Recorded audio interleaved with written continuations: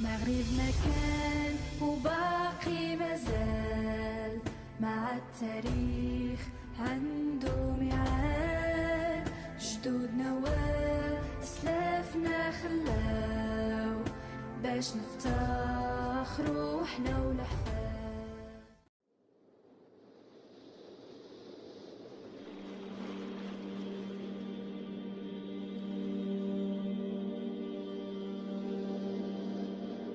Assalamu alaikum wa rahmatullahi wa barakatuh. Les héros de tous les temps sont à travers l'histoire célébrés pour leur réalisation, et pourtant tous, sans exception, ont commis des erreurs qui ne sont que rarement dévoilées. Les héros de l'islam tels que Zaynab al-Nafzawiya et Yusuf ibn Tashfin n'échappaient pas à cette triste réalité.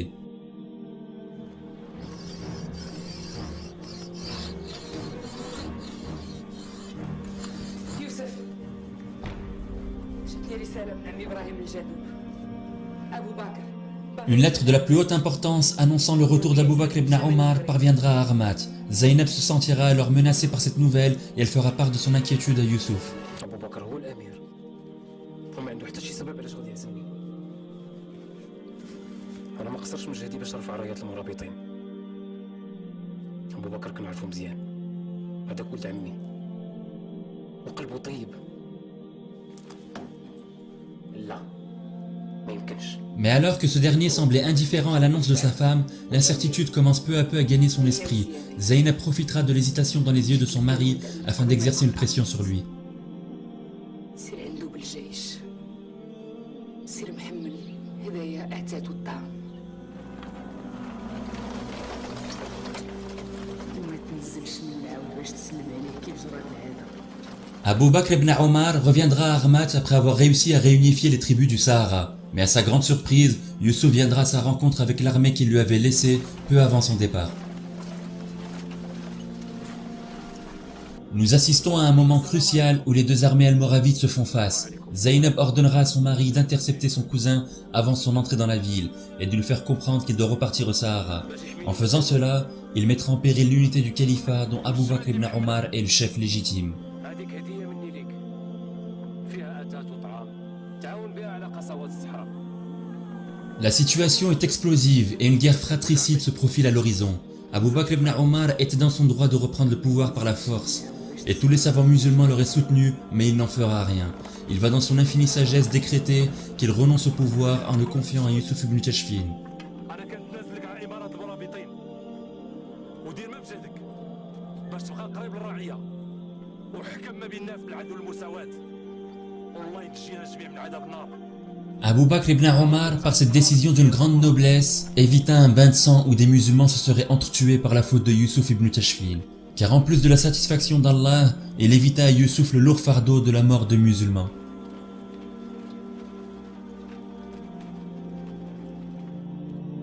وصلني أن الأمير أبو بكر كان كيستعد يرجع من الصحراء من بعد ما قدر يرجع ليها السلم والأمان.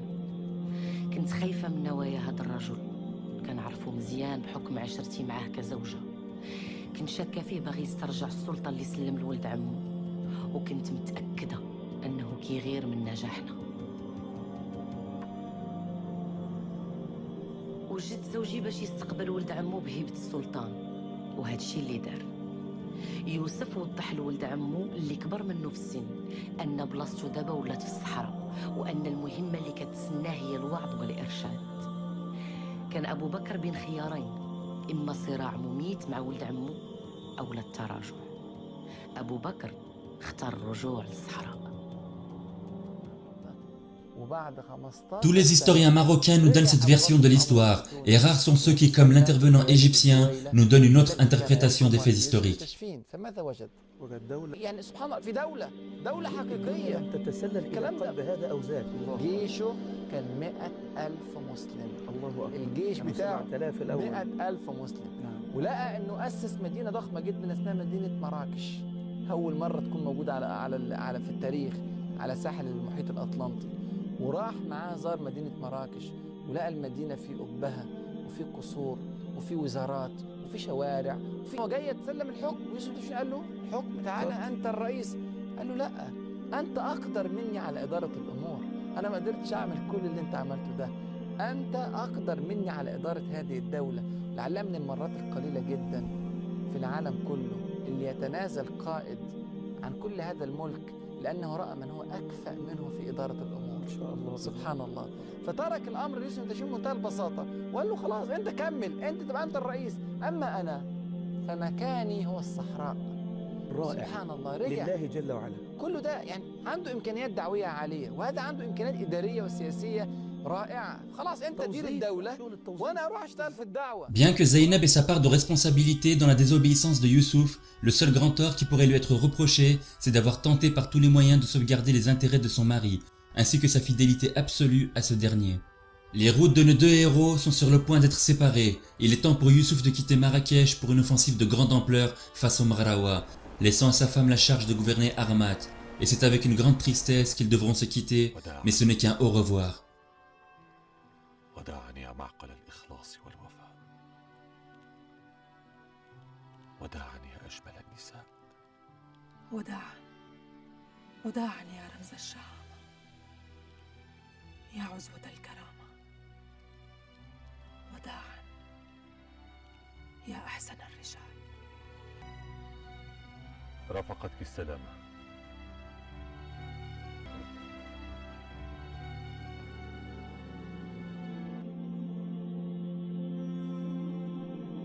Mais il faut pour nous tourner la page du passé et revenir au présent. Cela fait plusieurs heures maintenant que Youssouf s'est retiré loin du camp almoravide, afin de méditer sur les erreurs du passé et sur ses conséquences.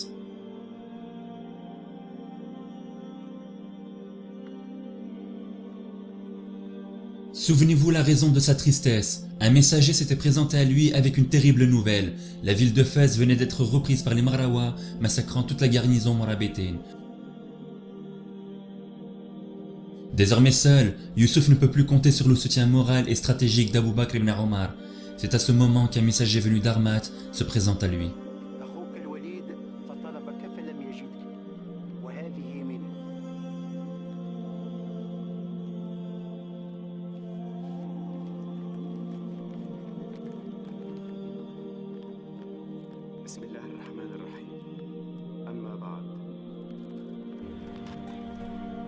ما المرأة إلا كالرجل،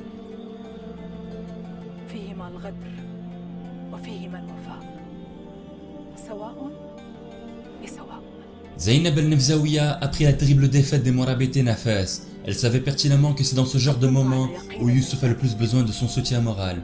Par cette lettre, elle tente de lui faire retrouver espoir.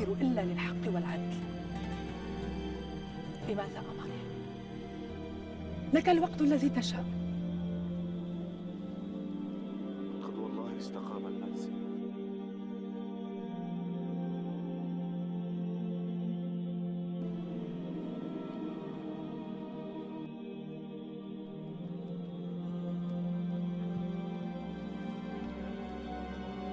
Finalement, son épouse réussira par lui faire entendre raison. Malgré la défaite, il doit continuer son offensive.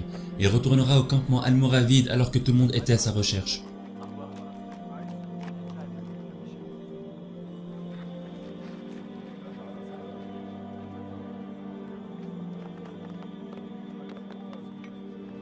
Il n'était pas le seul à être désemparé par la situation. Tous les soldats avaient le moral au plus bas et l'absence de leur commandant ne pouvait qu'augmenter leur inquiétude.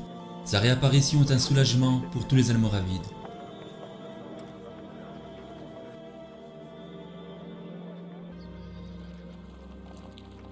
Les retrouvailles ne seront que de courte durée. Il est temps pour le commandant de sonner le rassemblement des troupes almoravides. Ses généraux lui expliquent la situation dans le Rif.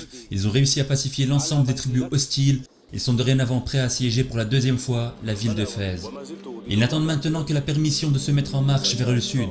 Avant toute chose, Youssouf leur demandera pardon de les avoir abandonnés les laissant seuls dans un moment des plus difficiles. Ils lui répondront que leur loyauté est restée intacte.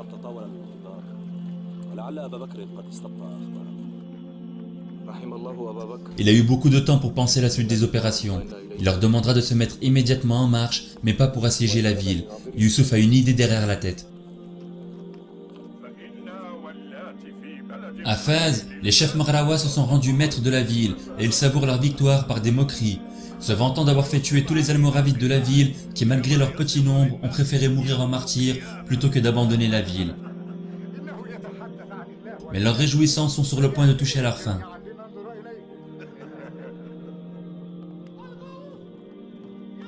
L'un des sentinelles protégeant la ville fait retentir l'alerte. Les Morabitaines entourent complètement les murailles de Fès, mais étrangement, les troupes se sont mises en position défensive, ce qui préoccupera les Mrawa qui s'étaient préparés à un siège offensif.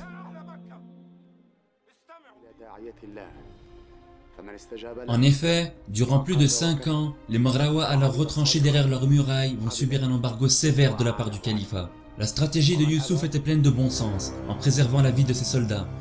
Il empêchera le passage des denrées alimentaires à l'intérieur de Fès. Le but était simple, obliger la population à se rebeller contre la famine, ne leur laissant d'autre choix que de sortir de leur retranchement afin d'affronter les Morabitaines.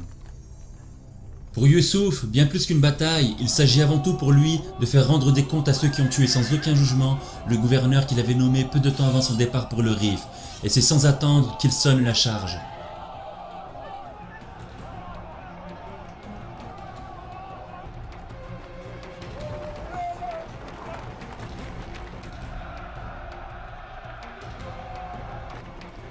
Youssouf ibn Tashfin participe très souvent aux batailles, en menant lui-même la charge de la cavalerie. C'est qu'il n'a pas oublié son entraînement dans le rébat du fleuve Sénégal.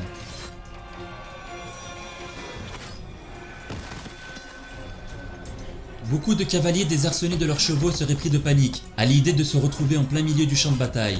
Mais pas lui. Le commandant Ibn Tashfin a été bien formé par Abdullah ibn Yassin, qui lui a appris tous les types de combats rapprochés.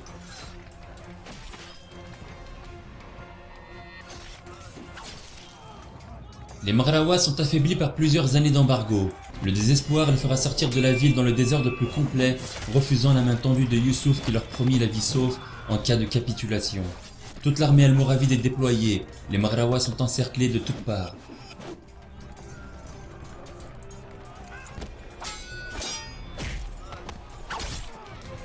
C'est durant cette bataille que Youssouf comprit que la plupart des tribus du Maghreb lui seraient hostiles et qu'elles refuseraient toute négociation avec les Almoravides, alors même qu'elles n'avaient plus aucune chance de victoire.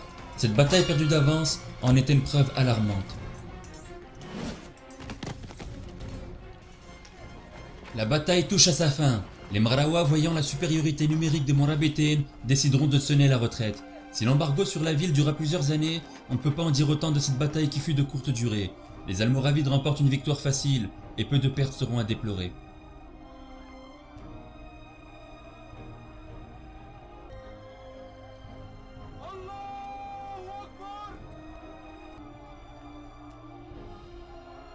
Cependant, l'historien Ibn Abizar nous rapporte un témoignage des conséquences pour les Mrawa suite à leur défaite. Après un siège rigoureux, Youssouf ibn Tashfin entra par la force des armes et y massacra tout ce qu'elle renfermait de tribus zénètes.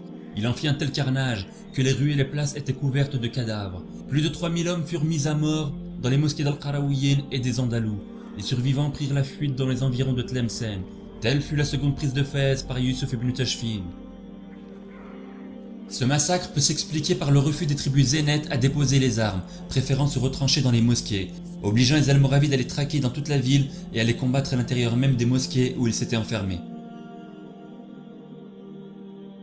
Une fois la ville libérée, Youssouf quitta son uniforme de militaire pour la vie civile. La perte de la ville l'a beaucoup préoccupé, notamment les raisons de sa chute. Et c'est pourquoi l'inspection de ses failles était à rechercher, lorsque soudain une altercation entre les habitants perturbera son investigation.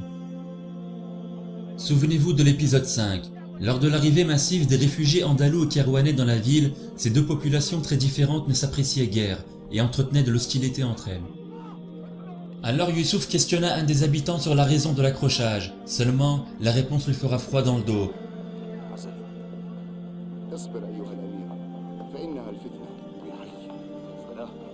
Il s'agit de la fitna, un mot qui l'a toujours angoissé car il signifie la division des musulmans. Pourtant, il est bien décidé à ne pas rester indifférent devant cette calamité qui gangrène la ville depuis sa création. La haine entre la population kérouanaise venue de l'actuelle Tunisie et la population andalouse de Cordoue était si forte qu'ils sont allés jusqu'à s'entraider non pas dans un intérêt commun, mais pour construire un grand mur, un rempart qui divise la ville et qui entretient les rivalités.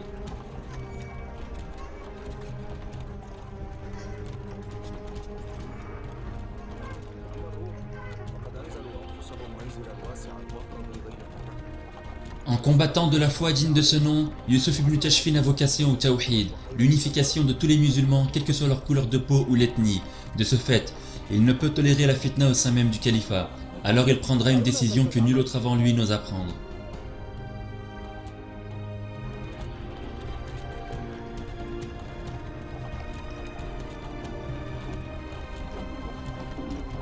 كيف تعمل؟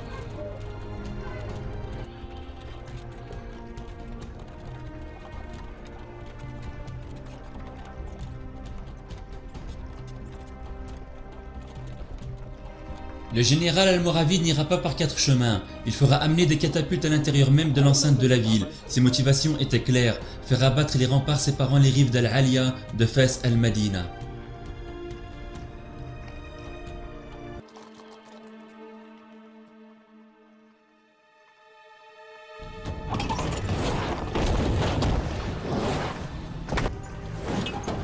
Ce mur explique à lui seul l'avènement plus que souhaité des Almoravides face à la déchéance d'une civilisation, dans un Maghreb où les populations sont dans un état de guerre permanent.